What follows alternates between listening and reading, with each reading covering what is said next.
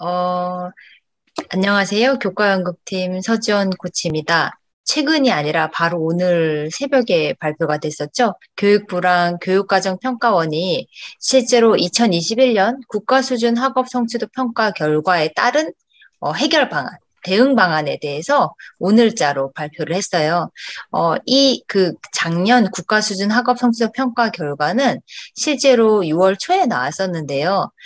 이 결과에 따르면 교과별로 기초학력 미달에 해당하는 학생 비율이 고2에서는 수학이 14.2%, 영어가 9.8%, 국어가 7.1% 수준으로 집계되었다고 합니다.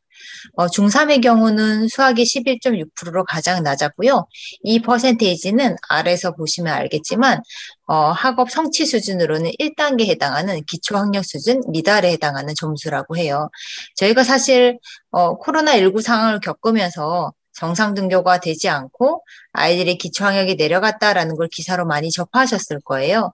그런데 실제로 얼마나 내려갔는지에 대해서 수치적으로 접근을 하게 됨으로 해서 정말 내려갔구나라는 게 현실적으로 와닿게 되면서, 실제로 최근에 있었던 지방선거에서도 각 지역의 교육감 선거에서 투표 공약 중에 하나로 기초학력을 높이겠다라고 말한 후보들이 많았던 걸로 기억이 됩니다.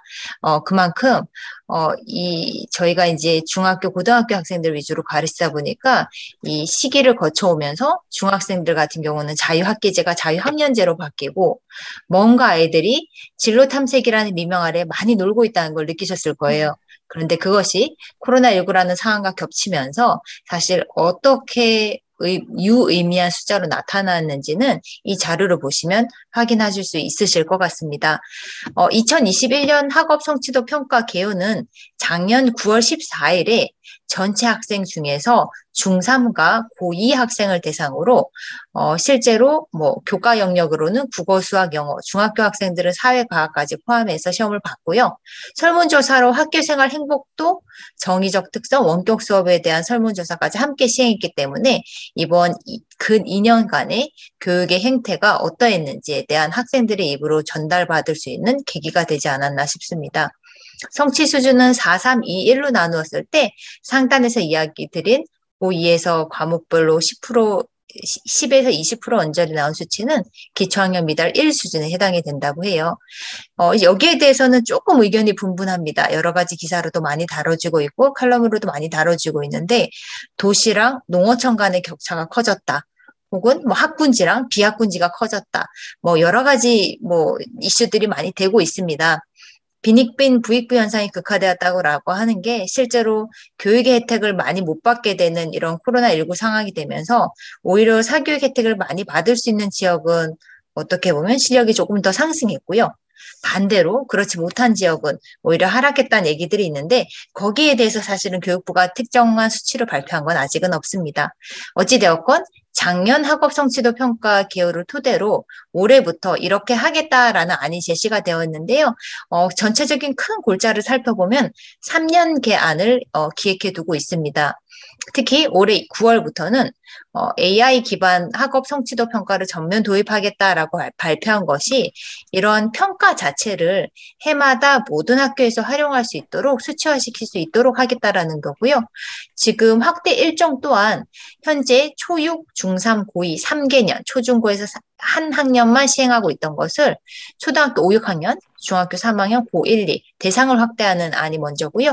한 해 더 지나서 2024년부터는 초3부터 고2까지 다 시행하겠다라고 이제 안이 발표된 상태입니다. 그리고 또한 이제 참여를 희망하는 학교는 언제든지 평가 시행 날짜, 응시 교과들을 학급 단위로 신청해서 참여할 수 있기 때문에 사실 탄력적 운영도 되는 상태입니다. 이 학력평가라는 것 자체가 사실 저희가 알고 있는 내신이라던가 수능 모의고사랑은 의미가 조금 다르고요.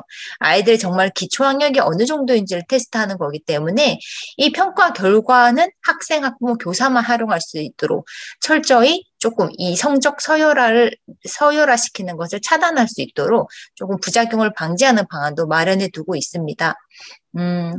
저희가 이제 2025년부터 저희 회사에서도 실제로 지금 AI 기법으로 파워 테스트도 많이 시행하고 하는데요.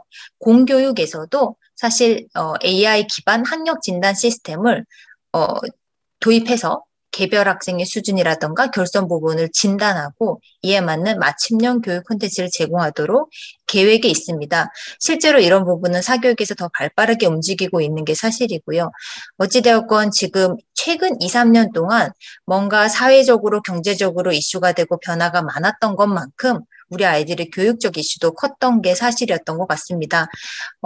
정권이 바뀌었다고 이렇게 막 뒤집기식이 아니라 조금 긴 안목을 가지고 어떻게 보면 우리 아이들의 교육적인 부분을 국가적 역량을 결집해서 조금 도와줘야 되는 영역으로 조금 모든 이슈를 여기다 맞추고 관심을 가져야 되지 않을까 싶고요.